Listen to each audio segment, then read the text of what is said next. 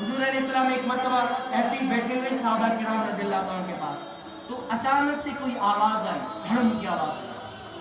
تو حضور علیہ السلام نے فرمایا اے صحابی تمہیں بتائے کہ یہ جو آواز آئی ہے یہ کس چیز کی ہے؟ کہا کہ اللہ اور اس کا رسول بہتر جانتا ہے۔ کیا ہے؟ اللہ اور اس کا رسول بہتر جانتا ہے۔ اچھا کیا کیسے آپ بتائیں؟